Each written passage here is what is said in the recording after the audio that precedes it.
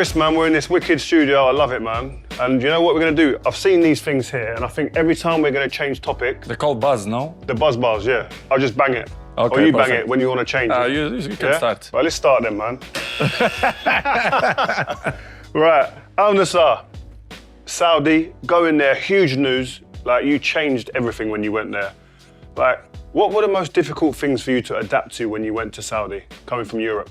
Rio, as you know, my whole life, it's about challenge. I left my house with 11 years old to live in a big city. So for me, it's easy because I changed Madeira to Lisbon, Lisbon to England, England to Italy, Italy, I'm back Spain, Spain. For me, it's not a problem. For me, you know, it's part of my life. I'm used to have this kind of life. And to be honest, it was very easy for me. You can speak about religion or about the weather, but no countries is perfect.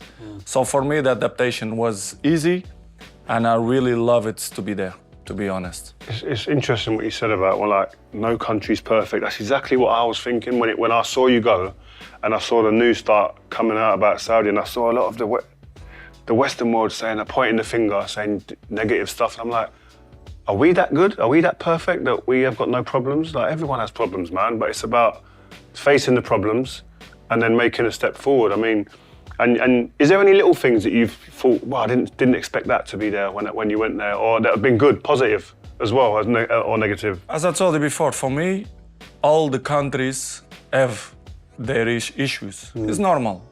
There, they have fantastic things. To be honest, I'm really happy to be there, me and my family. I saw you on the beach. And yes, for example, the Red Sea, which is my second house or the first house, because it's place that unbelievable, is like a diamond there. I love to be there. When are you going to invite me, man? What's going on? I need to know my family. We speak about that. You will love it, you and your family. Trust me, it's one of the most beautiful places I've ever been. Yes. And not only that part, they have, for example, Alula, which is in some place in the desert. Have you been there? I've yes, been of there. course. It's an amazing place. You've been in Alula? Yeah, when I went there, my friend started crying. It's beautiful. We went into the hotel, and my friend was sitting. I looked around, and my friend was like, Yeah, you know why? Oh. Because it's sagrado. Como é que se diz sagrado? Spiritual. Yeah, spiritual. Yeah, spiritual. Yeah, it's spiritual. You can feel the energy there. Yeah. That they have some spiritual thing. Different, isn't it? I felt as well, to be honest. I did. And they have that. They have the Red Sea. They have, even in the mountains, they have snow. That people snow in Saudi. Yes, wow. They have snow. They have everything. So it's a lovely country. I love to be there. My family love to be there. And as I told you, the adaptation for me wasn't too difficult. And I'm happy there. What are the differences between the leagues? Because everyone says, the league's not any good there. Well, you play there, you know. Like, what's the differences? All the leagues, they are different. In my opinion, it's the people speak more than they really know. All the leagues, in my opinion, they have issues. But the league, I tell you, 100%. And you can, when you're gonna do interview to another players who play there, they will tell you it's not easy. It's not easy. It's very difficult. Plus the weather, which is very hot, and you know when it's hot, it's more difficult to maintain the level of the game. But in my opinion, the league is very, very good, and they still grow and improve. And I'm happy because I was the pioneer of the country in football, so I'm glad for that. Yeah, a bit like Beck's in America with the MLS. What he's doing over there and what he's done has been magic. And what you're doing here, even to my mind, even you've created a whole movement of people coming. How much pressure did you feel being the first real big star to come out and then say to everybody, "Come on, follow me"? How was that big pressure for you? Really, you know, as I was young, you know, I had a different personality. I believe in myself. In other, not only in football, but in other areas as well. To be honest, it was zero pressure. I didn't have any pressure. What? When I moved there, I didn't feel pressure. Well, for me, pressure. Even with everyone going crazy. You know, for me, the pressure, it's the people who was in a war, that they don't have foods to eat, that deal with the guns during the night, shots. For me, this is the real pressure. As I told you before, I left my house with 11, 12 years old. I cry every day. So, honest, I'm not gonna tell you that to be cocky or whatever, but pressure was zero. Of course, you have the other issues. Make sense, gonna work out. Professionally. Yeah. But in the other way, to be honest, I felt free because any place I play, I show my level. And I knew it, that I will be there, I will show my level as well, I will improve the league. And I knew it, that the players will follow me. I knew it, because not only the terms of financial, which is obvious, the main point, you can say, but as well the culture of football. I knew it, the culture of Saudi football was nice, because I have friends who played there before, coaches, Portuguese coaches was there. And of course, if you ask me, you expect so quick a big stars will move there? No. But I will expect that the football will change because of me. Did you I can't get my head out of you crying when you left home at 11. What was that whole process like and that feeling like? Because I know how close you are to your mum. Like I always, when the people ask me about you, the first thing I always say, he's a family man. And like your mum's connection with you is like, mine with my mum, what it was. Like, so leaving your mum, for any young people that are watching, how difficult is that and how did you deal with that? For me, it was the main point, the big switch of my life was to suffer a lot in that moment. This is why I'm more willing and capable now to deal with the bad moments, which we all have bad moments. When I moved with 11, 12 years old, there was the really, really hard for me without my family, my mom, my daddy, my brothers and sisters. Imagine your kid with 11 years old to go to London to, I don't know, another country, or it's hard now. My boys are playing football 1 hour away, and my head is going crazy. It's difficult, but my mom and my dad always support me to say, listen, Cristiano, if you want to follow your dream, will be hard for us, will be hard for you, but we give you opportunity. And I left, and it was tough, and I'm blessed and I'm happy, because to pass in that moment with that difficult situation, now I'm capable to, another chapter of my life to deal with all pressures that we still have in the football, a way of football, with the family, with the wife, everything. Hey, listen, let's go to Euro 24. We need to do that again, sorry. Euro 24. And listen, I couldn't come and speak to you without asking you, like, now you've had time to reflect.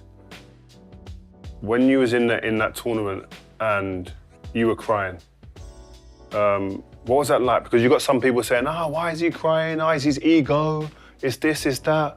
What is the reasons behind it?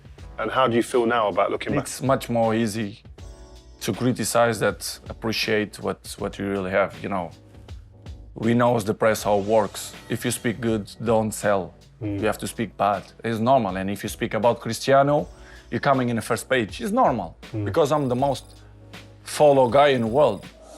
It's not only because of my pretty face, but in everything, Why Cristiano is the #1 follower in the world? Why? Why do you think?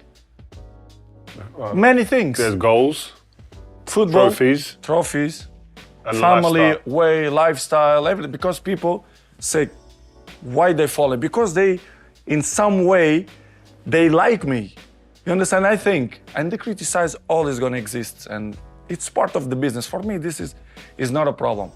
Your question was in Euros. Why are you crying? Why you cry? For example, I speak last night about that. When you have passion for what you're doing, you cannot be worried about how your feelings. If, for example, I cry the day that I missed the penalty, which is, I believe that Oblak did a fantastic save. Okay, but let's interpret that I missed the penalty.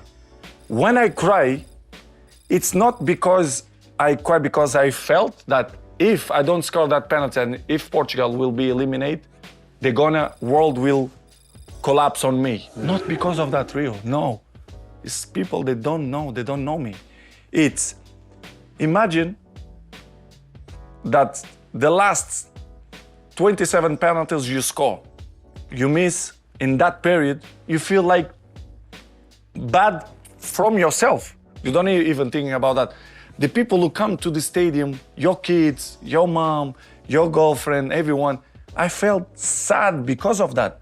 You think I'm thinking, I missed the penalty, but Portugal gonna falling down on me. They're gonna say that we felt because Cristiano missed the penalty. I didn't even think about that. I swear to God. Wow. I felt because I make pressure to myself. You know me.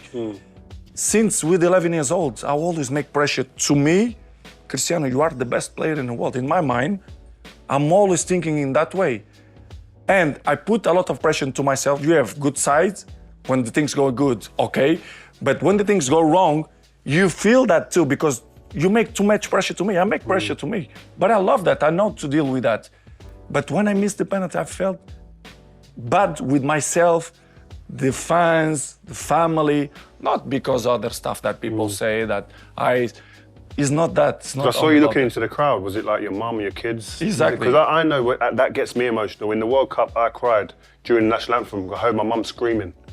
And it all came like this moment, what a moment, and I cried. It's a special moment. Yeah. It's the emotional moment. So when you saw your mum, that exactly, was you have to express yourself. You cannot hiding this kind of stuff. For me, if you're hiding, you lie to yourself. You have to be yourself.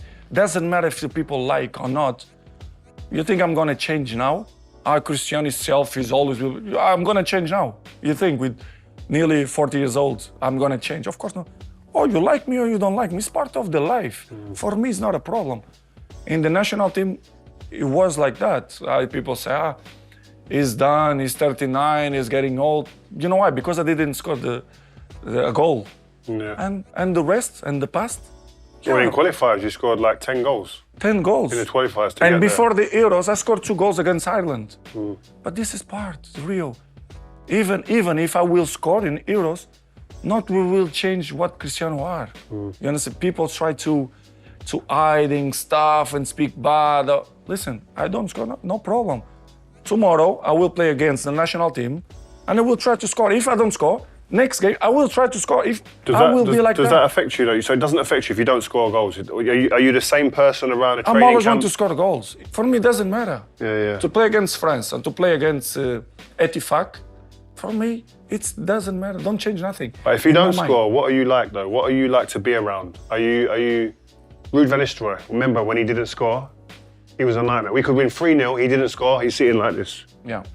I have one thing that I learned, Rio. It's you can be upset in the moments after the game. If we win, it's always better. But if you win, if I score, I will be a little bit more happy. I have to be honest. I'm not going to be like natural. That. No. Or if you lost in the game, you have to show during this period or during that you are pissed. It's part of. But next day, I'm very capable and I learn that, listen, Cristiano, let's go. Life continue. Past is past, it's never come again. The present, it's the best gift that we have in our life. The present. Because you don't know that what's gonna happen tomorrow. You don't know. Yeah, it's true. I don't know, you don't know. So live the present. How soon is that game or that moment gone then? So you finished the game in a change room, I can imagine you being, we done it, you was shit, I was shit. And how soon is that game then gone for the next game? Some games and some moments, you're getting a little bit more upset. For example, after the Euros to eliminate penalties against France, take 2 days because it's a special moment, pressure. But that's it. Listen, third day, go back to the gym, work, because you have more to show. You understand? Life continue. You cannot live in the past. I'm really good on that, you understand? I learned by the years that, listen, Cristiano, let's go. Because pain, you're gonna have all the time, uncertainty and constant work. Doesn't matter what's happening. It's gonna happen in your life, you have to continue. This is the way I see the life, and football especially. So the performances of Portugal in the tournament in Euros 24, like, what's your thoughts on that now you've had a bit of time to reflect? Because I had you as one of the 4 or 5 favourites to win. When you lost the penalties, it's this year I lost 3 competitions by penalties. Wow. Who gonna tell me that this year I will win 3 trophies? can be a signal. You never know. This is football. You know football, as much as I know, that it's like that. Football is like that. You lost the penalty, but the game before we win the penalties. So this has happened. So for me, I can say that was average tournament, but if we win the penalties, we will play semi-final against Spain. Semi-final, okay. People will understand much better. They was eliminated for Spain or not, you never know. Semi-finals was like the limit. But in my opinion, we lost penalties against France, which is we controlled the game. We had the best chances. Yeah. It's football. It's difficult because nobody like to lose. But in my point of view, Portugal do it average. We always can do it better, but it's a lesson for the future, in my opinion. I see when people are talking about, I was doing the TV and I see people talking about Portugal. Why is Cristiano playing all the minutes? Why is he's on the pitch the whole time? Why doesn't the manager take him out? What do you feel, or what's your opinion on stuff like that? Like, I guess the critics always gonna exist, but the people forget one thing: is Cristiano don't score goals. I scored 2 goals. I scored 2 goals. I was the first one to show that I miss, but I'm not gonna shy away. Big. I'm gonna be here. Even if I miss, I will shoot. You understand? And I scored 2 goals. A decision. Is that where you're thinking about your teammates then? You're thinking about, I'm gonna show you, listen, confidence, to give you confidence. I'm always will be like that. I'm never gonna shy away. Never. And you know me, since young, I'm not shy away. I'm not that scared as that. I have cramp. Which is I understand. Some people, they don't want to shoot penalty because they don't feel confidence. Pressure, It's okay. I respect that. But Cristiano never will do that. Never. Even if I miss one time, I will shoot the second time. If I lose the second time, I will shoot the third time. I'm not afraid. But always the people take the worst part, not always the good part. If you ask me, you want to score during the game? Yes, but doesn't happen. What I'm gonna do? I'm gonna cry. The fans love me. You understand? And this is my motivation to carry on to play football. The people love me. Nobody gonna take my shine away because It's crazy though, man. you know? It's crazy. I just sit there and just think, fucking just relax now, man. Yes. Just chill. And you send me messages sometimes on the text, yeah? We're both watching the same game in different parts of the world and you go, what's that? Look at that. Or look at me, I could score more. And I'm like, bro, relax. You've done it all. You've done everything. But you've got like an insatiable desire and obsession to just keep on like proving people wrong, like you said, or breaking But new... in this period, the last few years, I prove not to the people who are careless. I don't care about what the people say. It's not to show my kids. They are my inspiration because they are young. They see everything, and of course, it's myself first. I mean, I still love to play football. For example, this year I scored more than 16 goals with 39 and a half. And But you're finished, they say. There's some people say, oh, he's finished, he's finished, but he's scoring that amount of goals. They say whatever they want, but... Do you see all that? Do you listen to it? Do you hear it? Do you see it and use it as fuel? Sometimes, but real, to be honest, I'm 39 and a half. I care less about what... Because even when you do it good, they criticize you. And criticize is part of your journey, you understand? So I don't care about that because even if I will win the Euros, I will continue. My hunger will maintain the same. You understand? It doesn't matter for me if you win or if you lost. I will stand up the next day and I will continue. Bro, if I won the Euros at 39 years old, bro, the cigar, the feet would be up. The whiskey, I would be doing it all, man. And I don't understand how I can't. And I played elite football. I just still can't. So it surprises me and it astounds me sometimes when I hear you and you're getting up every day the same like that, like you're 18 years old.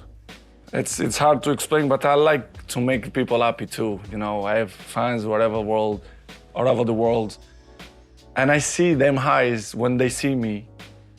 Just, you know, when I score goals and they do it in the street every time. And I walk them, yes. I want to make them happy, you know? Yeah. And I'm still, I don't know when I'm gonna finish. If you ask me, of course I'm closer to finish than, I have... Let's talk about finish. Come talk about this. Good, I like this. Talking about the longevity and the rest of your career. And another thing that I learned, since you play more, you learn many things. And one thing that I learned in a few years is like, enjoy the moment. Enjoy the moment, live the moment, because you don't know what's gonna happen tomorrow. So I know that I'm still looking good. I mean, fit. Not bad. I look good, you know, I feel that I still can dribbling, still shooting, score goals, jumping. The day that I start to feel that I'm not produce nothing, listen, I pack my bags and I go away. But it's far from that, because as I told you, I don't want to be cocky yet. I scored 16 goals this season. Now you're gonna 60 goals? 6-0. Wow. Now you're gonna speak me about 5 goals you don't score in Euros. What's going on? What's the problem? I scored 130. I'm the most goal scorer in the world history. Shit. Yeah, but I will put the level even high. I will put the level even high. Soon I will do it 900, and after I will beat 1,000. And I want to see. Yes. You're gonna put to 1,000? I want to reach 1,000 goals in. Fucking hell, how old are you gonna be then when you're playing still? 40? Well, I will try 41. We don't know. Yeah? This is why I told you I want to live the present. But if I'm not have injuries, Yeah. Touch wood. this is for me, it's the most important. I want that. For me, it's the best mark that I can have in football is to reach first 900 goals. After, my challenge is to be 1,000 goals. With one different. All the goals that I score, they have video. So I can prove that it's... You're a bastard. You're a bastard. They all have video.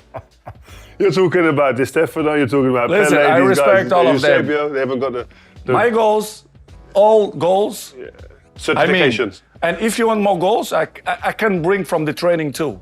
So no problem. All the goals with video, and I will prove to the people after.